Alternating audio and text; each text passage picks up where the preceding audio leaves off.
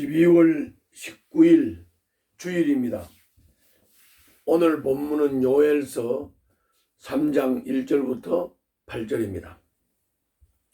오늘 본론에 들어가기 전에 어제 우리 유튜브를 듣는 우리 구독자 중 한 분이 저를 만나서 이 유튜브를 그만두면 안 됩니다, 이렇게 말을 했습니다.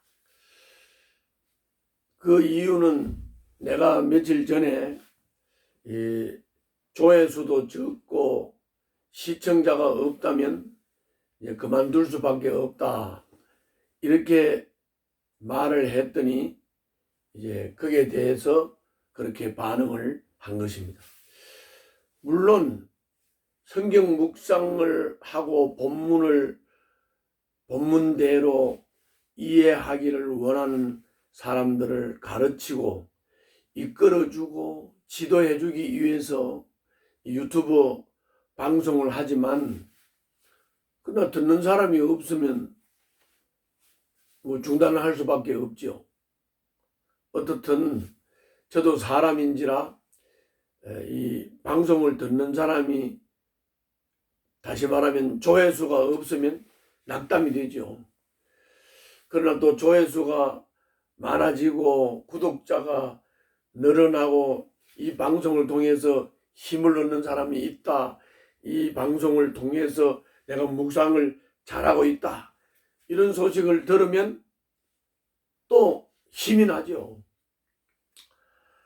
이렇게 방송만 눈팅하든지 듣지 말고 이제 본문을 묵상을 하고 또 방송을 들으면서 은혜가 된 부분이 있으면 댓글도 좀 달아주고, 이렇게 하면 힘도 되고 또 용기도 나서 더 열심히 할 것 같고, 또 조회수도 자꾸 늘어나고 구독자도 늘어나면 또 더 힘이 나서 잘할 수 있을 것 같습니다. 자, 여기까지 말씀을 드리고 이제 본론으로 들어가겠습니다.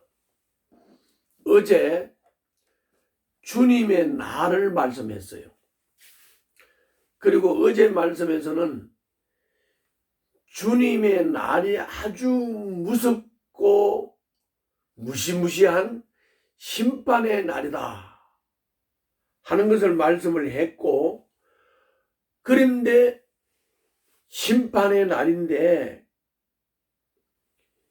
이제 하나님의 경고의 말씀을 듣고 회개를 하고 주님께로 돌아온다면 하나님께서 회복해 주시겠다.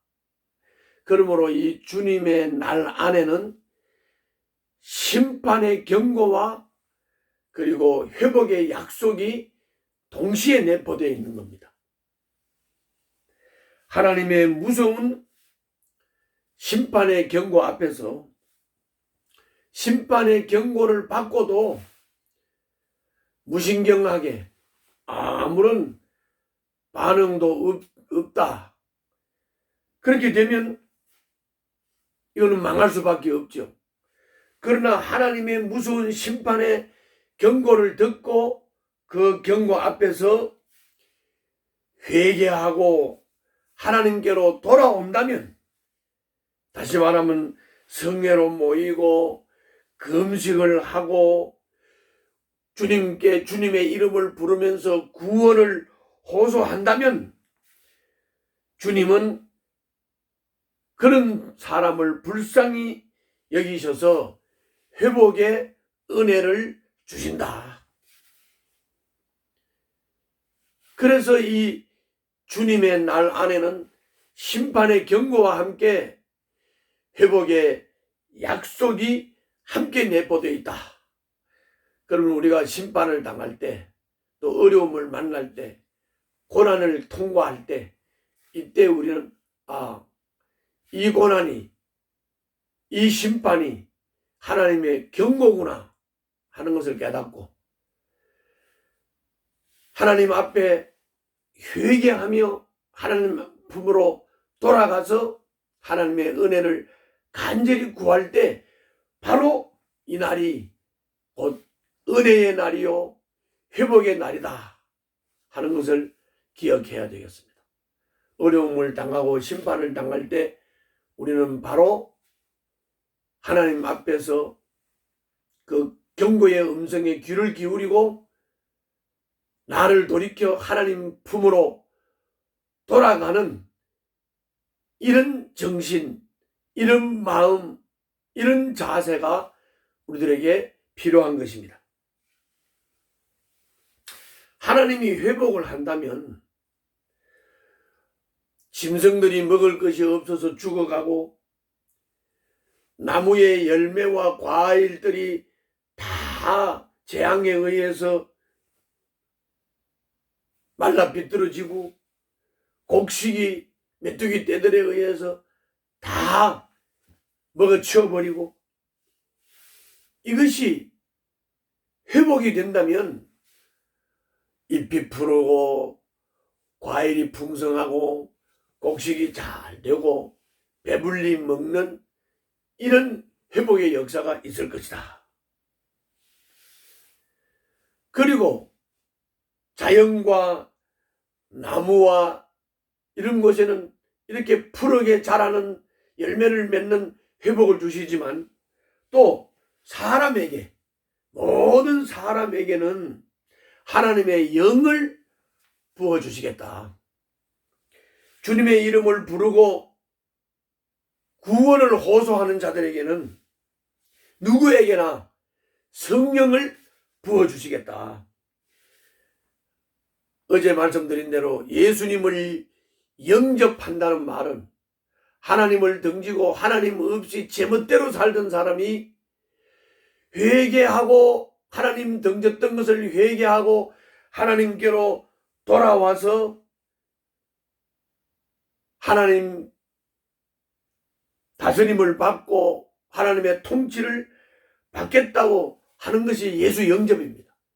이렇게 예수님을 영접하고 주님께로 돌아오면 주님께서는 성령님을 부어주시고 우리는 그 성령님에 의해서 거듭난 심령으로서 성령의 다스림과 인도를 받으면서 살게 되는 것입니다.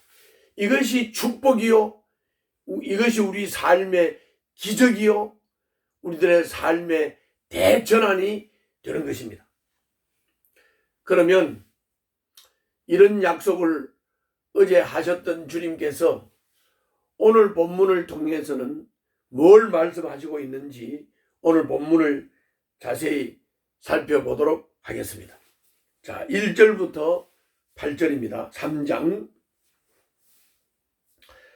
때가 되어 그날이 오면 내가 유다와 예루살렘을 회복시켜서 번영하게 하겠다. 그때에 내가 모든 민족을 불러 모아 그들을 여호사밧 골짜기로 데리고 내려가서 그들이 나의 백성이요 나의 소유인 이스라엘에게 저지른 일을 두고서 내가 거기에서 그들을 심판하겠다.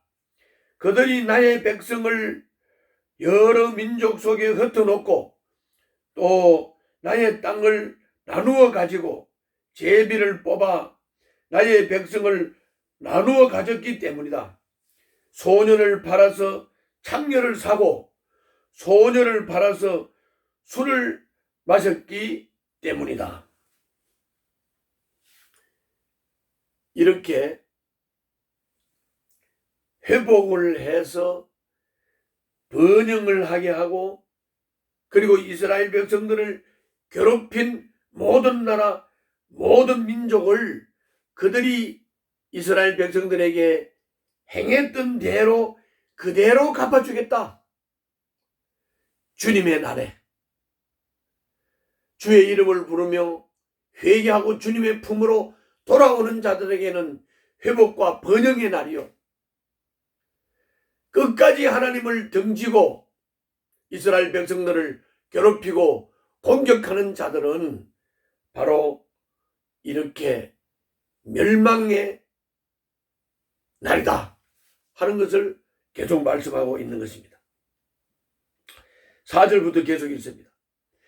두로와 시돈과 블레셋의 모든 지어가 너희가 나에게 무엇을 하려고 하느냐?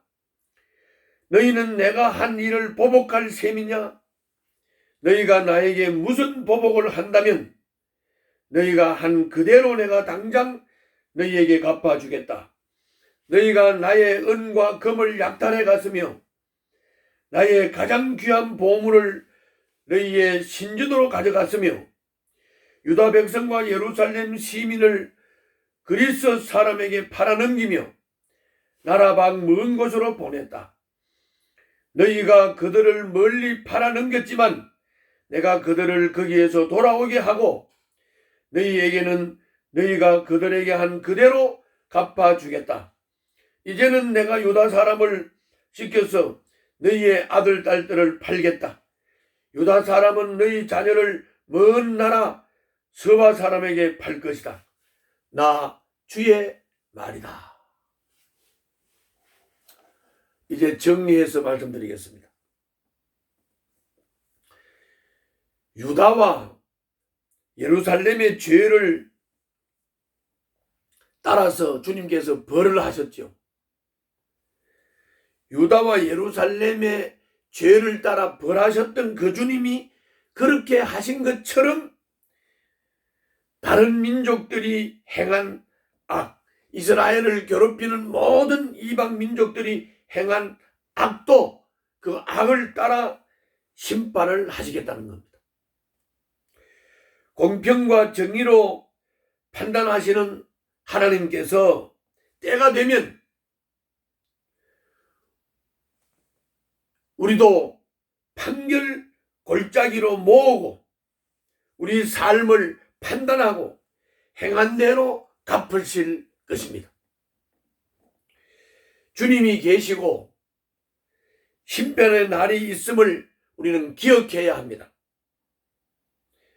지금 더 선하고 의로운 삶을 살아야만 합니다. 왜?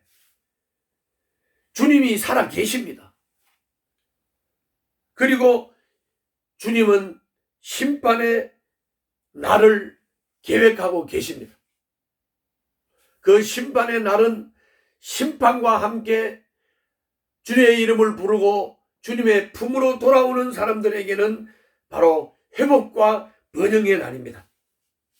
이 날이 있다는 것을 기억하고 지금 우리는 더욱 선하고 의로운 삶을 살아야 된다는 것입니다.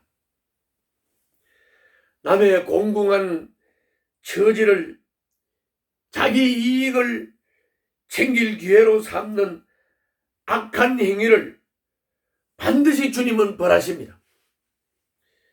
유다가 공경에 처했을 때 주변 민족들이 조롱하면서 기뻐했습니다. 침략자들의 편을 들면서 짓밟힌 유다를 약탈을 했습니다. 우리도 우리 주변에 어려움을 당해서 고통을 당하는 사람을 우리가 약탈하거나 조롱하거나 그것을 기뻐하면 안 됩니다. 주님은 그런 사람들의 무자비한 행위를 반드시 갚으시겠다고 했습니다.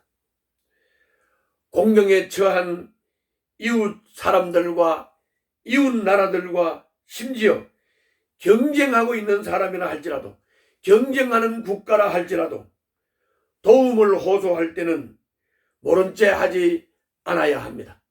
우리는 하나님의 마음을 품고 긍휼과 자비를 베풀어야 됩니다.